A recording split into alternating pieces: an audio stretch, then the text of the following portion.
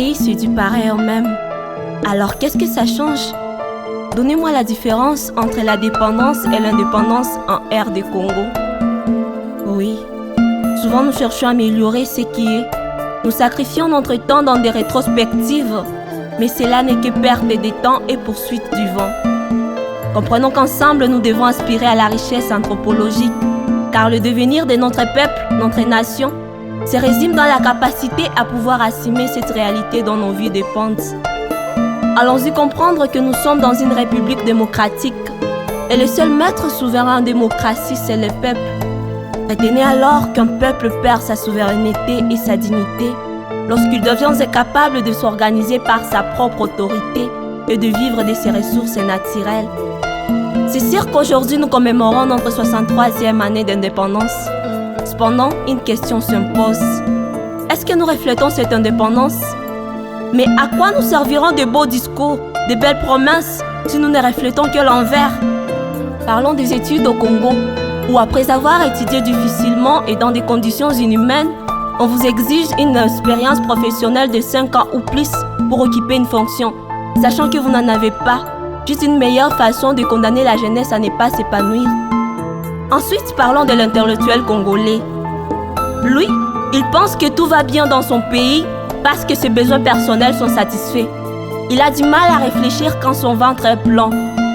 Il pense créer un parti politique quand il a déjà de l'argent, pas pour créer des emplois, mais pour appauvrir davantage et qui visait les pauvres citoyens. Oui, nos champs sont plus arrosés par le sang de nos frères que par la pluie.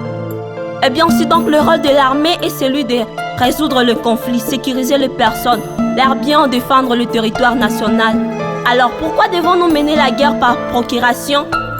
Est-ce que parce qu'elle est submergée par cette pauvreté épistémologique, cette incapacité de pouvoir mettre en musique ses connaissances acquises dans son contexte afin de résoudre les problèmes de son peuple?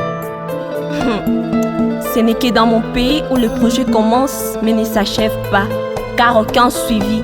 Un pays des improvisations, un pays où si tu dis la vérité, ils te haïssent, mais si tu le flattes, tu deviens important à leurs yeux. Dans mon pays, tout en restant infidèle, on promet la fidélité. Nul ne fait preuve de la loyauté. Tout comme un chien, si tu lui donnes un os, il sacrifie celui qui l'a élevé. Écoute, notre hymne se nomme le debout congolais, non? Et en l'observant bien, c'est un beau test. Ce sont de belles paroles que nous chantons. Mais en revanche, nous ne reflétons que l'envers et le contraire de tout ce que nous chantons. Et sans pour autant entrer en profondeur de tout ce que nous chantons, car chacun de nous reconnaît bien et bien les situations critiques et chaotiques que nous menions, dont le viol, le massacre, l'injustice, la corruption, l'insécurité, le népotisme. Laissez-moi me résumer en cette phrase. C'est dès lors un peuple en souffrance comprend sa situation, qui se libère en cherchant des stratégies pour rendre effectifs ses rêves en réalité. Ne parlons pas des élections dans mon pays. Bombarder députés en dépit des élections briguées par nomination caduque. Maintenant, j'aimerais que vous sachiez que c'est la fin. Fini de nous voiler les yeux en faisant de nous des malheureux. Fini de nous maltraiter en aveugle, en nous faisant comprendre que même sans elle, on pouvait s'envoler. Hypocrites que vous êtes, vous emparez de notre richesse, faisant de nous de minables, de pitoyables, de misérables. Mais sachez qu'aussi longtemps nous respirons, peu importe le prétend passé, aujourd'hui gravez ceci dans votre mémoire et que cette parole demeure inamovible dans votre système.